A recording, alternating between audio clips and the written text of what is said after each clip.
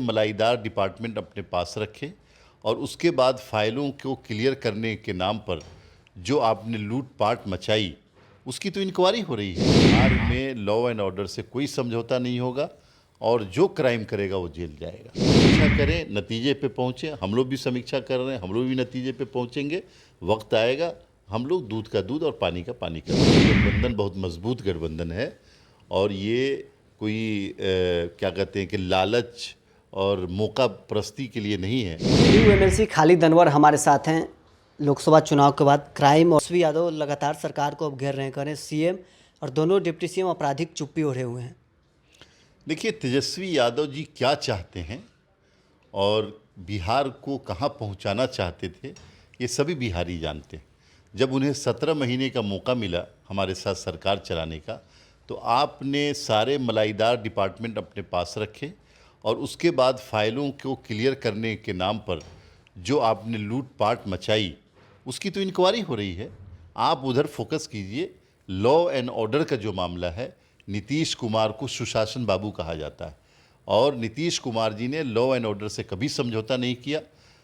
Criminal चाहे जितना बड़ा हो, मुजरिम चाहे जिस घराने का हो, हम लोगों ने पकड़ के जेल भेजा है।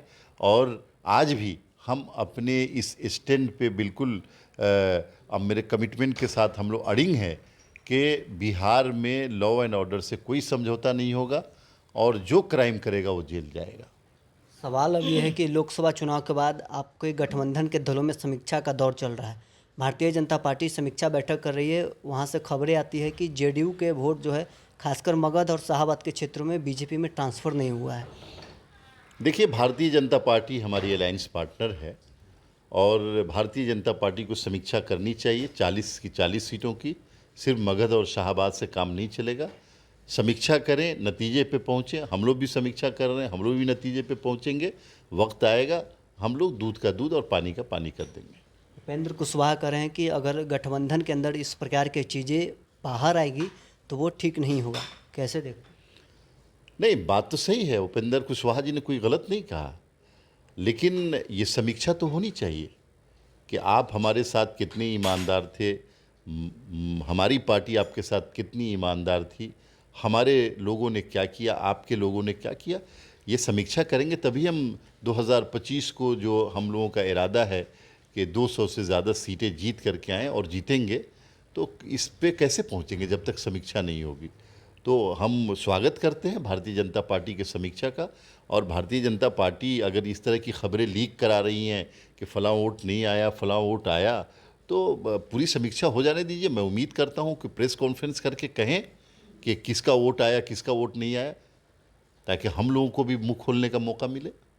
आपको नहीं लगता है कि अगर इस प्रकार की चीज़ें अंदर की खबरें बाहर आती है तो गठबंधन के अंदर दरार पैदा हो सकता है? गठबंधन के अंदर दरार वरार नहीं पड़ने वाली।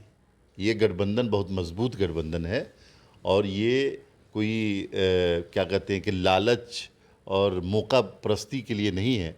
ये गठबंधन देश के लिए है, समाज के लिए है। गठबंधन मजबूत रहेगा, लेकिन इस गठबंधन में जो काली भेड़ें हैं, जिसको ब्लैक शिप कहा जाता है, जो काली भेड़ें हैं, उन काली भेड़ों को पहचानना बहुत ज़रूरी है।